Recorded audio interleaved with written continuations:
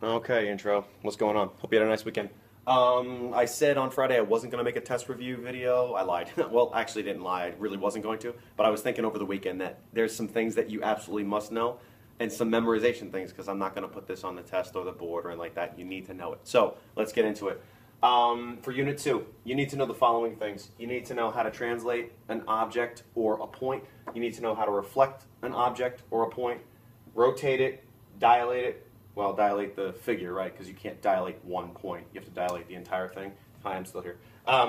Angle types, like the parallel lines thing that we did on Friday. And you need to know a little bit of a triangle rule thing, which we'll talk about in a minute. So first, a translation. Please understand it's a slide. Okay, you're just taking an object and sliding it somewhere based on what it asks you to do. It's basically like following the directions. This is, however, how you're going to see, a really weird way to say that, this is how you're most likely going to see the translation. So, kind of like this, or you'll see them as parentheses maybe. But basically, whatever you're doing here is you're taking whatever the x value is of the point, and you're taking 3 away from it. So you're going to subtract it, or you're going to add 4 to the y value. So for instance, let's just say that I have the point 1, comma 2, right? So if I have 1, comma 2, and I'm going to slide it or translate it along this idea, I'm going to just subtract 3 from the x value, and the x value is the first value. So then the new x value is going to be -2, right? And then the y value, I'm going to add 4 to it. So this 2 is the y value, I'm going to add 4 to it, which gives me 6. So my new point, let's just call that a prime. I'm sorry, a, and this is a prime. This is going to be -2, 6 based on that value, okay? Basically just directions. It just tells you where to go. But you're going to see it in that form most likely. Okay. Reflections.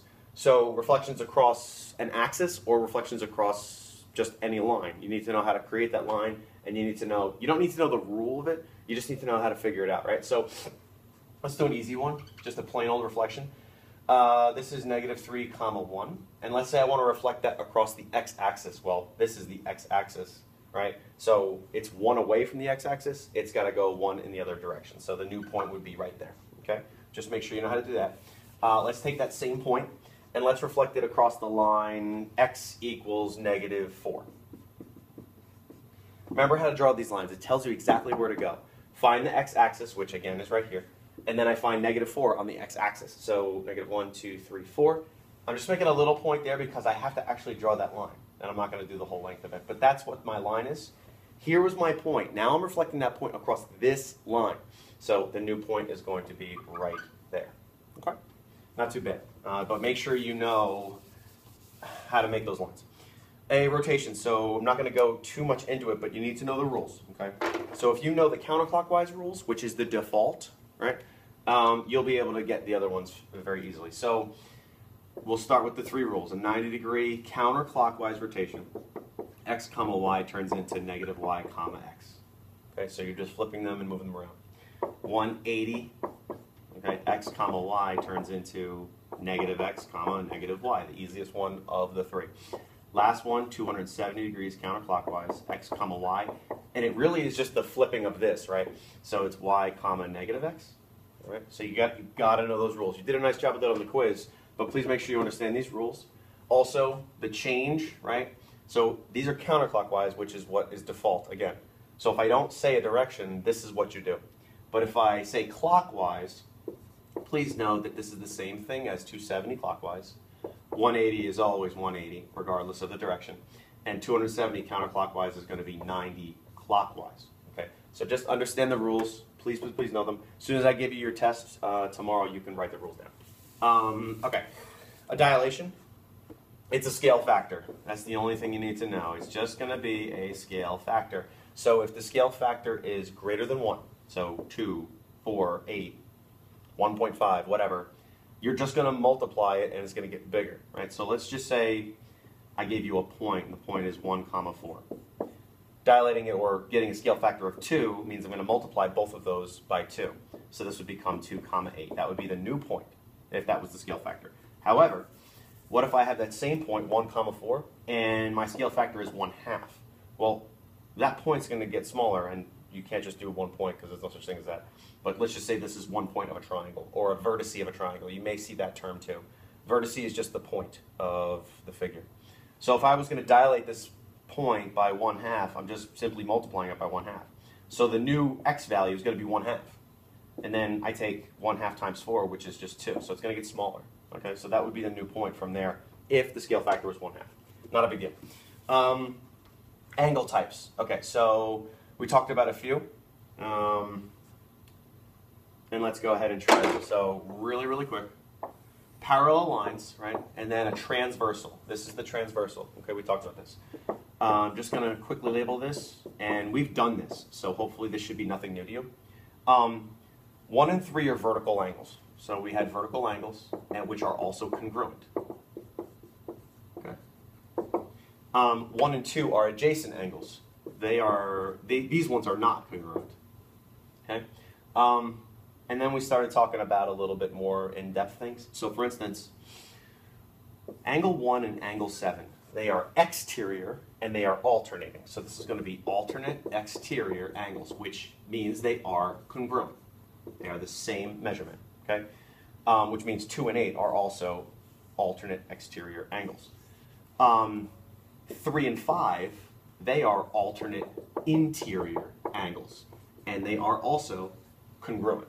Okay, the same measurement, right? Which means 4 and 6 are also alternate interior. They're the inside of the parallel lines, and we can go from there. Now this is the most difficult one. 1 and 5, they are corresponding, which means they are also congruent. Okay, they're the same measurement. Remember the levels, like step 1, step 2. They're actually the same exact measurement. And that's why geometry is easy, and I said that before. It's easy because you can kind of visualize it. You can see it there a little bit easier. Okay. So you're going to see questions like this all over the place. Now, one thing that we have to understand is you may see it algebraically. So let's say, for instance, angle 2 and angle 6, right? So let's say that angle 2 is, if angle 2, can't be 90, if angle 2 is 88 degrees, that means angle 6 is also 88 degrees. But you won't see it like that sometimes. Sometimes you'll see it like this. 88 degrees, right, which is angle 2. Well, 6 has to be 88 too, but you might see it written as this, okay? So you got to solve this. Okay, so then I would solve it here to find x. Okay, you already know what the angle is, but let's solve it for x. So this is 48, 2x divided by 2 on both sides, and I'm going to be left with x equals 24. So x was 24, but the angle itself is 88. Okay, so you're going to see it algebraically like that. Basically, you need to understand that pretty much all of these rules, the angles are congruent. They're same exact measurement, so that's going to help you figure these things out. Okay. Also, one last thing here before we move to triangles. Angle 1 and angle 2, they're adjacent, but they also have to equal 180 when you add them together. So for instance, let's keep using angle 2 is 88 degrees. Well, what would number 1 be? You know, what would angle 1 be? Well, if I'm subtracting this from 180, right, I'm going to get 92, right? So then angle x would be 92 degrees. You're going to have to piece these things together. Please. Okay. Last thing you need to realize and understand is triangles, they can also be congruent, which means they're also similar, okay? And we didn't talk about triangles too much, right? But a triangle, the 3 angles of a triangle on the inside, they must equal 180 degrees. And I think that you learned that last year or the year before. So you have to make them add up to equal 180 degrees. Now, for instance, let's say I have a triangle.